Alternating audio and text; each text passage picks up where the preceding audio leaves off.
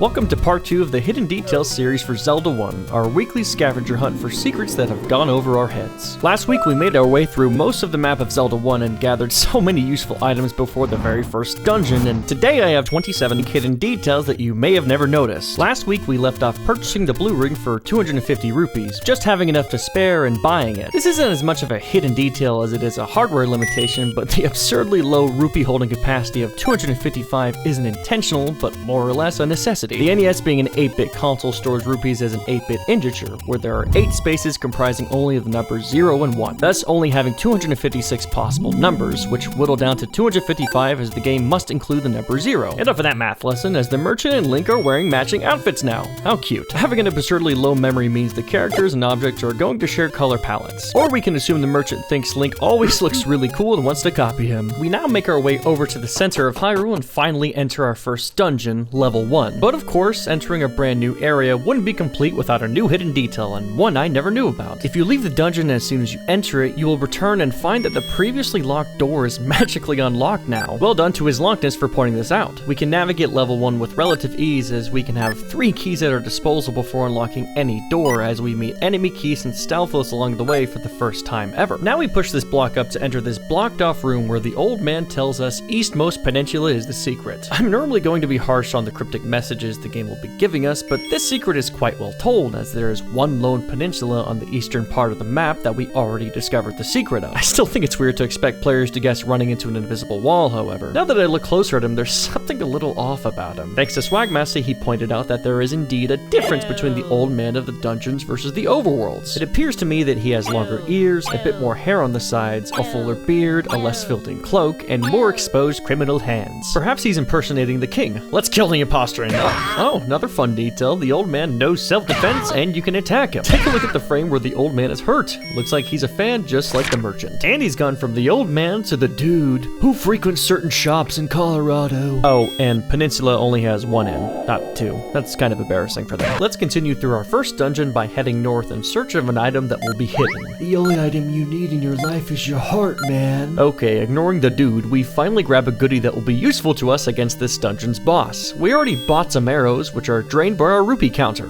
8-bit technology. Let's get out of here and go face off against the boss. But before doing that, let's pick up the compass and dungeon map. They don't do us much good, but do reveal the dungeon is intended to be in the shape of an eagle. Pretty cool. The first boss we ever meet is Aquamentus. While many believe it's a dragon, as indicated by the horn on its head, it appears to be a unicorn, or at least part unicorn. I think it's only fair bosses also get close-ups in this game. Looks like we have another member of the Link fan club, this time an object. After we defeat Aquamentus, we finally move on to collect our first piece of the Triforce of Wisdom.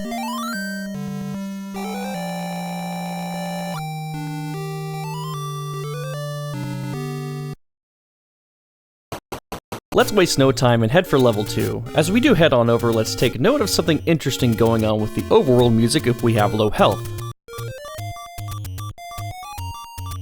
This is only present on the NES version. The overworld music doesn't have a sound wave taken away on the FDS due to it having an extra wavelength channel, but with the NES only having 5, a piece of the overworld music has to go. Now we move on to level 2. We can make our way through this level, and what will truly be our best friend throughout this entire dungeon are bombs, and a bit of an issue I've always had with Zelda 1 is the fact that bombable walls don't have any indicator that they can be destroyed, but that's beside the point. In this room we are able to obtain the magical boomerang, and just north of us are the only keys in the dungeon. I found this to be a little weird, but the official art has Link throwing his magical boomerang at keys, so I suppose they really wanted us to use it against this type of enemy as they one-shot them. As we reach the tail end of this dungeon, there are hidden details that would have been lost forever had it not been for Norki, a fellow YouTuber who speaks Japanese and has translated loads of Zelda media on his channel. Thanks to him, these Moblins we encounter, who are the same species as our Moblin friend, would be out for blood against the Moblin helping us, as Norki translated a 2016 interview with Miyamoto and found the meaning behind the Moblin telling us it's a secret to everybody. This was him communicating that helping Link is a betrayal of his kin, so it needs to be kept a secret from them, and it also means that this rupee is a secret to all the player's friends. Facing King Dodongo means he gets this close close-up, with Norki explaining his name is actually a hint towards Japanese players where Dodong is similar to our English phrase kaboom, and that makes 2 Norki hidden details. With our hints given proper to defeat Dodonga using bombs, we move on to collect the second piece of the Triforce of Wisdom. 6 more to go. Let's make our way to level 3, but first let's talk about the original intent of all these Triforce shards we've been collecting and a common misunderstanding on the origin of Link's name that I count as a hidden detail. Early in the development of Zelda 1, the initial idea was to have the player travel between the past and future while collecting electronic chips that eventually became the Triforce shards we know. Link was given his name as he was the literal link between the past and the future. They were going to change his name once they decided to lean more into a fantasy setting, but decided his name could be repurposed as the link between the player and the game. I find it fascinating how this scrapped idea was repurposed so much in the future, as we will see in our series. Finally, we're in level 3, but look at how pale Link is. I assume it has something to do with the limited color palette the Zelda team was working with, but the title screen Link is also pale. Most likely has to do with the environment needing too many different colors. Moving through level 3, we will begin to experience some real challenge as we encounter Dark Notes for the first time, and battling these Dark Notes yielded so many hidden details that I and my community noticed. As Snailton points out, when we shoot our sword at full health, we start out with the white sword, chained to the level 1 sword, which always matches Link's tunic, so hey, that's another member of the Link fan club. Congratulations. Okay, back to the sword. It goes back to the white sword, then turns into a sword we haven't even gotten yet, the magical sword, which coincidentally have the same colors as these Dark Notes we're fighting. Now as we shoot our sword beams, if we consult the official English manual, it appears that our American friends thought that Link literally throws his sword to attack the enemy from a distance. There's even official art of this, and it's just so funny.